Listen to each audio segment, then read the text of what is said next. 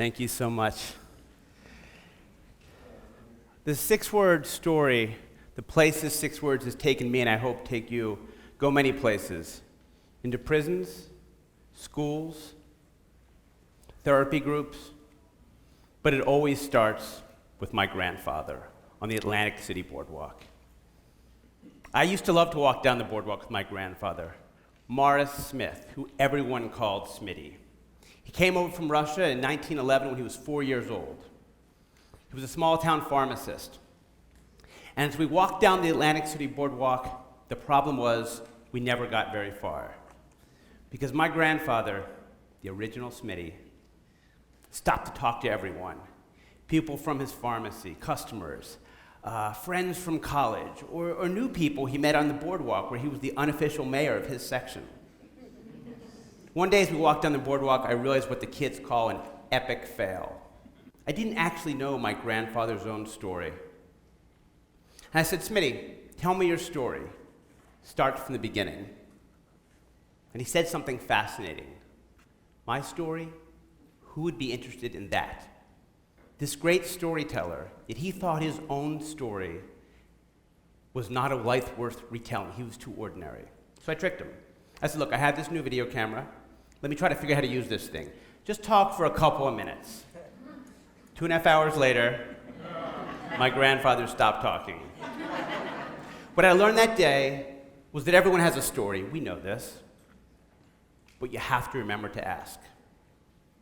From there, I was on a quest to help other people tell their stories. Now, by the way, we're in 2006 now. Pre-Instagram, Facebook was just kicking in. And how could I do that? Well, I left what I like to call my fancy magazine career, which was great. I worked at places you heard of, places that have gone into business. Start my own thing. Smith Magazine. Tagline, everyone has a story. Inspiration, my grandfather Smitty, this great storyteller. Mascot, chicken. Why? Well, Smith Magazine was going to be a place where anyone could come, non-fancy writers, people who've never written before, and share a personal story. The perspective of Smith Magazine was what I call the chicken's eye view, the little guy making sense from the ground up. Not, the eagle at 10,000 feet. An important perspective, but not the perspective that I was interested in. We had story projects, different topics, life-changing moments, put them over here. Did you have a breakup, put it here? Different topics, and people liked it. But then one topic resonated like none other. And that topic was inspired by another man, Ernest Hemingway. As the story goes, Hemingway was once challenged in a bar bet to write a whole novel in just 6 words. He wrote, possibly, For Sale, Baby Shoes, Never Worn, the 6-word novel. And I said to my community, hey, let's give this 6-word novel a personal twist. That's what we're doing here at Smith Mag. Write the 6-word story of your life. I called it the 6-word memoir. And I figured we'd get a few in and be a fun another part of Smith. Went home for Thanksgiving. The next day when I checked my email, 10,000 6-word memoirs had come in. And there were things like this.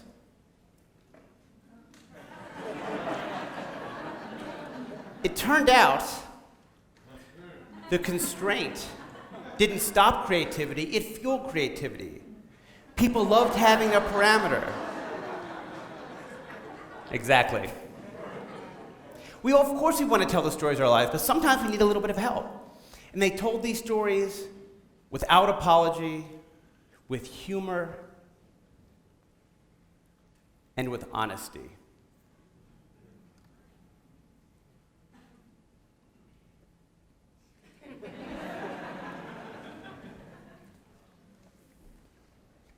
It's Father's Day today, and what's interesting about the site is you can go on the site today, you'll see all these coming in about dads. And when something horrible happens in Charleston, you'll see that. Sometimes before I wake up in the morning, I look up my own site and I know what's happened the night before. And the thing is, it was a way for people to talk about their own life. Most of us aren't getting called up by the New York Times or the Journal or on Twitter necessarily. But here on Smith Mag, we give people a place to take part in the stories of their time in a personal way. So that was 8 years ago when it started. And since then, we've had 1 million 6-word memoirs, and we've had books and T-shirts, and I'm going to dramatically undress in a minute and show you another T-shirt. And that's the least interesting part of the project.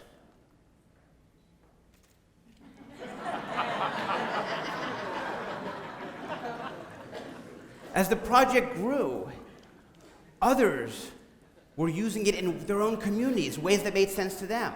So priests and rabbis saw the six-word form as a way to get to the essence of complex questions of faith.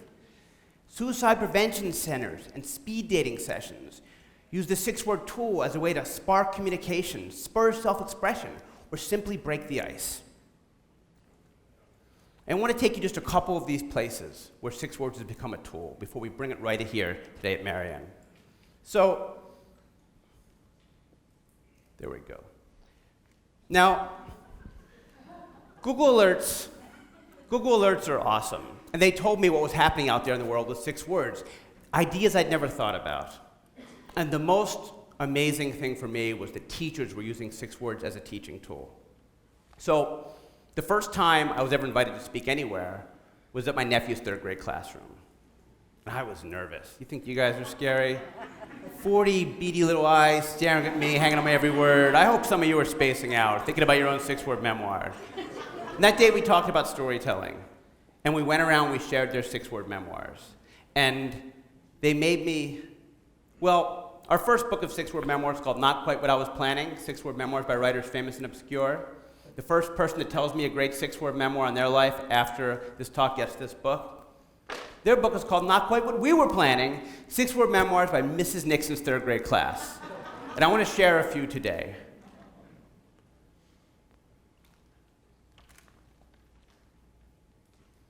Look mean, be nice to everyone.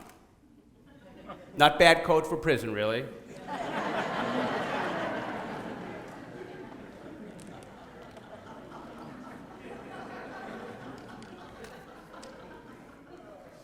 "8 years, always the same mood."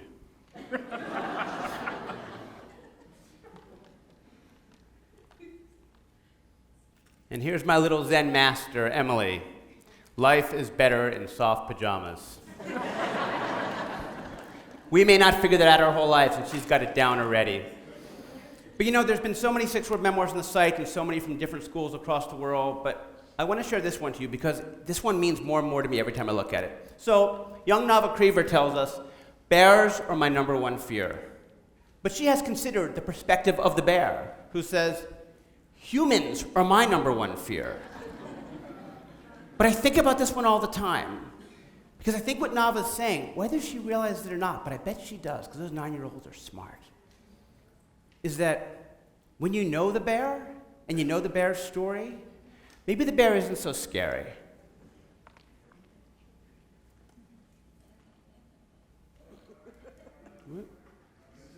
Yeah, let's go to the next one. There we go. So, there are two important words for the project I want you to think about: spark and essence. These are all from veterans. Ask a veteran what happened at war, and you may very well get one of two answers. I don't know where to start.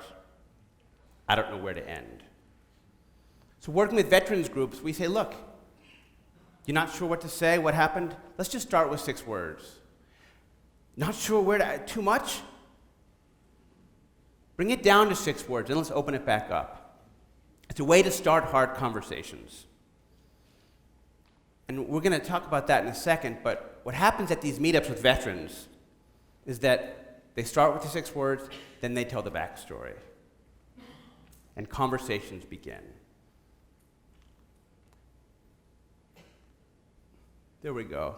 1 year ago, in this very room, some of the men from Marian Correctional shared their own 6-word memoirs.